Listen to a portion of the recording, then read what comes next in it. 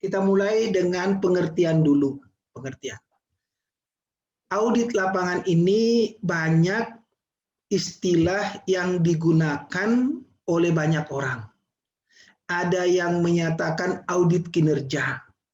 Kenapa dikatakan audit kinerja? Karena maksud dan tujuan dilaksanakan audit lapangan adalah untuk pengujian apakah kinerja yang dicapai oleh auditi itu memenuhi atau tidak memenuhi standar. Itu namanya audit kinerja. Berarti kita mengaudit kinerjanya.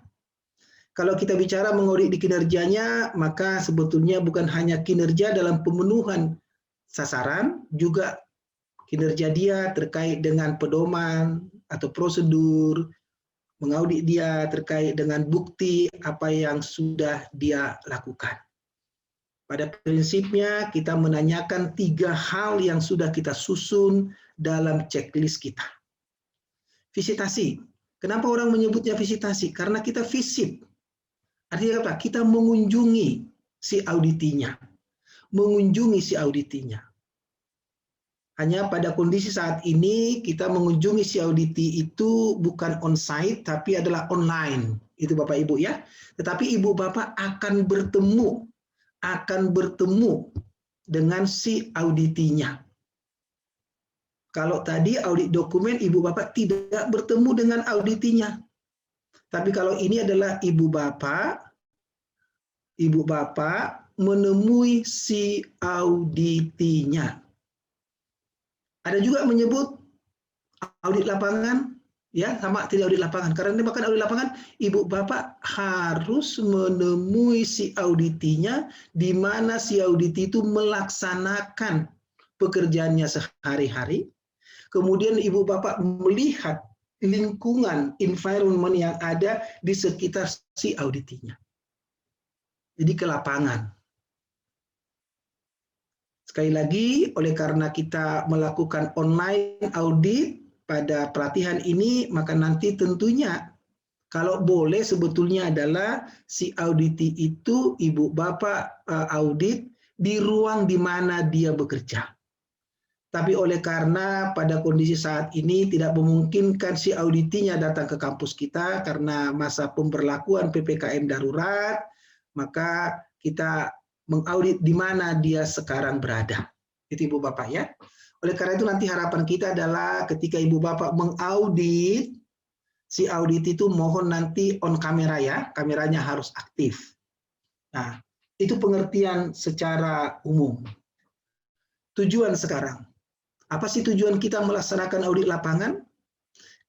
Yang pertama tentunya adalah memeriksa bukti fisik. Jadi memeriksa fisiknya sebetulnya. Kita melakukan pemeriksaan fisiknya. Ya.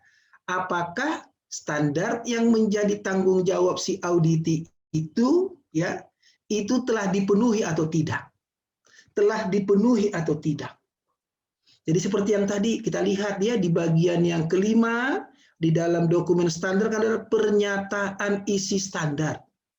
Berarti kita harus memeriksa apakah pernyataan isi standar itu telah dipenuhi atau tidak oleh si auditinya. Seperti yang tadi misalnya adalah di semua pernyataan standar, pernyataan pertama selalu menyatakan rektor menetapkan standar ya. Itu kita cek apakah sudah ditetapkan. Ya, jadi memenuhi atau tidak. Berarti ini Bapak Ibu, ini akan related dengan checklist yang Ibu Bapak sudah susun, pertanyaan nomor 1.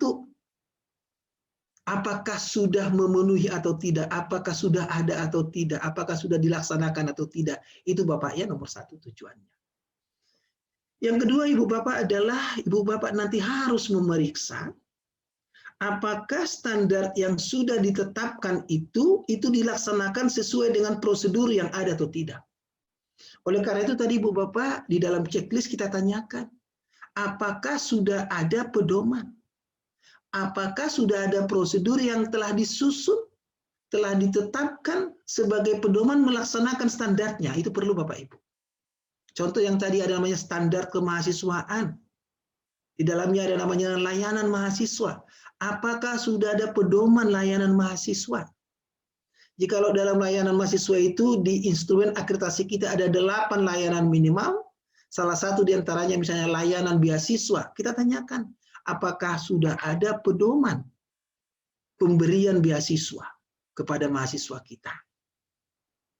Setelah kita menanyakan apakah sudah ada pedoman atau prosedurnya Ibu Bapak, maka kita tanyakan apakah pedoman dan prosedurnya dilaksanakan atau tidak. Itu nomor 2 Ibu Bapak. Jadi itu adalah sama dengan Ibu Bapak menanyakan pertanyaan yang kedua dari checklist yang sudah Ibu Bapak susun.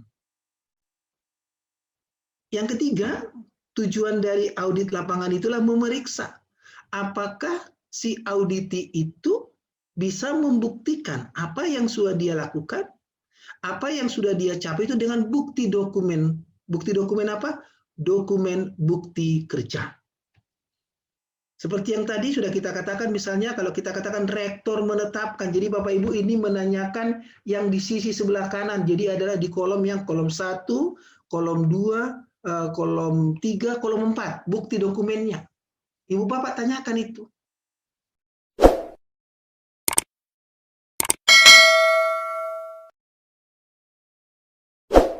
Jadi Ibu Bapak sekalian, kalau kita rangkumkan dari apa yang saya sampaikan barusan, audit kinerja, visitasi, atau audit lapangan itulah Ibu Bapak lakukan bersama-sama dengan auditinya.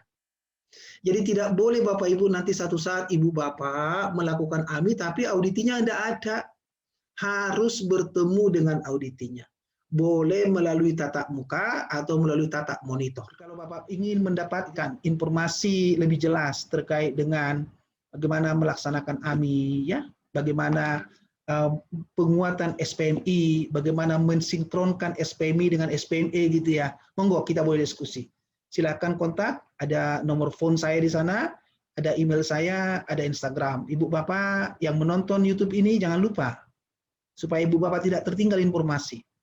Subscribe, like, komen, dan share.